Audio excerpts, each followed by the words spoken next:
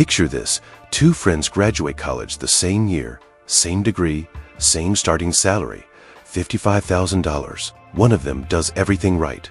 He cuts subscriptions, packs his lunch, drives an old car, and saves $800 every single month without fail. He's disciplined. He's proud of it. For 10 years, he stacks his savings like armor against the world. The other one, she saves less, but she does one thing differently. 20 years later, the first guy has $196,000 in his savings account. The second woman has $1.04 million. Same income, same decade, radically different outcomes. So what did she know that he didn't? That's exactly what we're going to break down today. Welcome back. This is the channel where we decode the hidden mechanics of money. Not the surface level advice, but the deeper system underneath, so you can stop making decisions based on incomplete information and start building wealth that actually compounds. Almost every piece of financial advice you've ever heard starts in the same place. Spend less than you earn and save the difference. And look, that's not wrong. Saving is a discipline. It's a foundation. It separates people who have options from people who don't. But here's the quiet trap inside that advice. Most people treat saving as the destination rather than the launch pad. They open a savings account, they watch the number grow, and they feel financially responsible. And they are, but responsible and wealthy are not the same thing. The savings account was designed for one purpose: liquidity and safety. It was never engineered to build wealth, and yet millions of people are unknowingly using a tool built for parking money as if it were a vehicle for growing it. That's the myth. Not that saving is bad, but that saving alone is enough. Here's how money actually works at a structural level. There are really only two kinds of money: money that sits still and money that moves. When money sits still in a savings account, under a mattress, in a low-yield CD, it technically exists, but it isn't doing anything. It's passive in the wrong way. When money moves into assets, into equity, into businesses or index funds, it starts generating more of itself.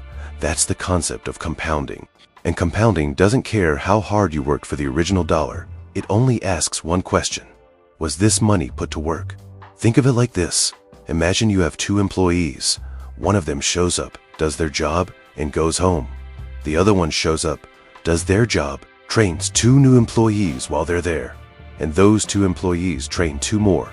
After a year, the first employee has done one job. The second has built a team of Downsons. Your saved money is the first employee. Your invested money is the second.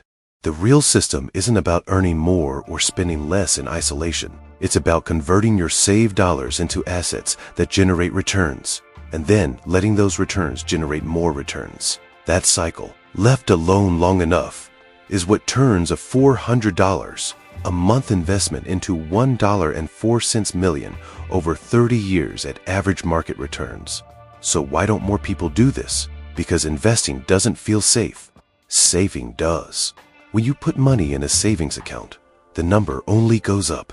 That's enormously comforting to a brain wired to avoid loss. Psychologists call this loss aversion. We feel the pain of losing $100 almost twice as intensely as we feel the pleasure of gaining $100. So when people imagine the stock market going down, they feel that loss viscerally. And they choose the savings account, not because it's optimal, but because it's emotionally tolerable. There's also a social dimension. Nobody brags about their index fund allocation at the dinner table, but people absolutely brag about how much they saved this month, how little they spent on groceries, how they haven't bought a coffee in 3 weeks. Saving is visible virtue. Investing is quiet and boring and invisible until it's not. This is where things get interesting. The people who build real wealth aren't always the ones making the loudest financial sacrifices. They're often the ones making the quietest, most consistent decisions in the background. Let's run the actual math, because this is where the picture becomes undeniable. The average high-yield savings account in 2024 offers around 4.5 to 5% interest, which is historically high, and it won't stay there. The average annualized return of the S&P 500 over the last 50 years is approximately 10.5% before inflation.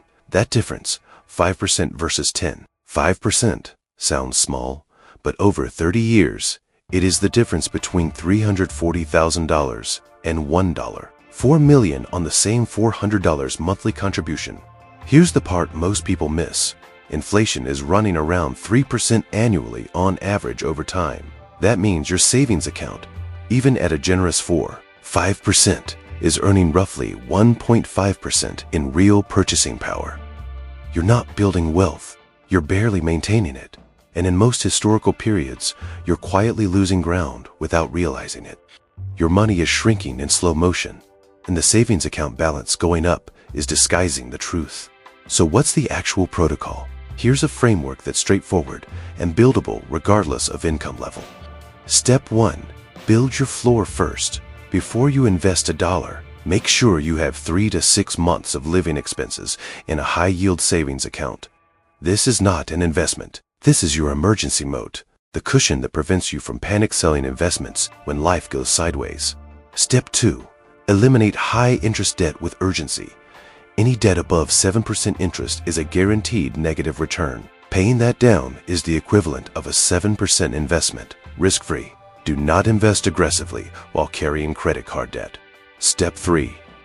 Automate your investing before your brain can stop you. Set up automatic contributions to a low-cost index fund, ideally inside a tax-advantaged account like a 401k or Roth IRA. The same day your paycheck lands, the money should move before you see it. Behavioral finance research consistently shows that automation eliminates the single biggest barrier to consistent investing, the human tendency to hesitate.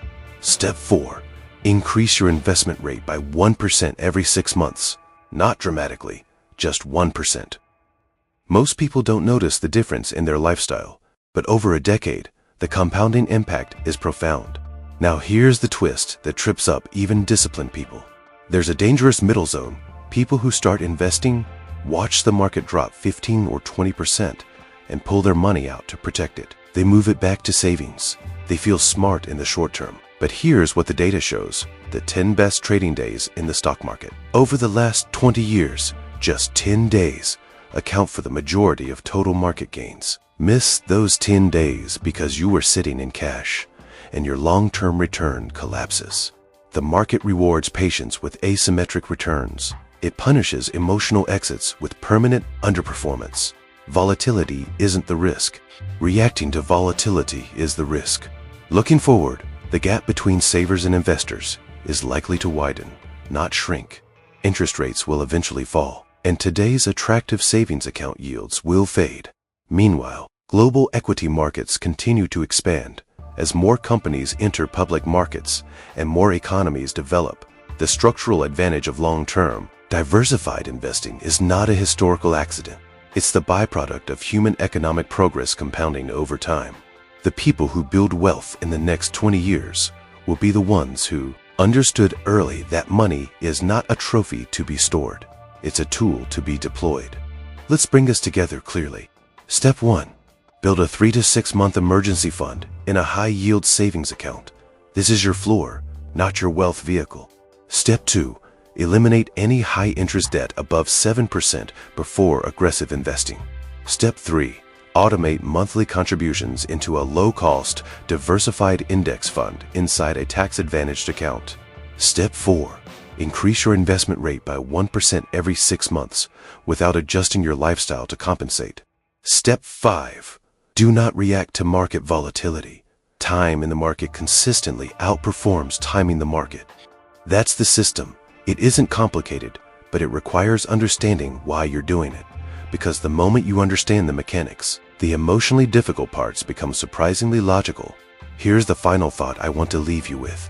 Saving money is an act of discipline. Investing money is an act of belief. Belief that the future has value, that time is your most powerful asset, and that patience compounds just as reliably as interest does. The man from our opening story wasn't less disciplined than the woman. He was just less informed. And in personal finance, information is not just power.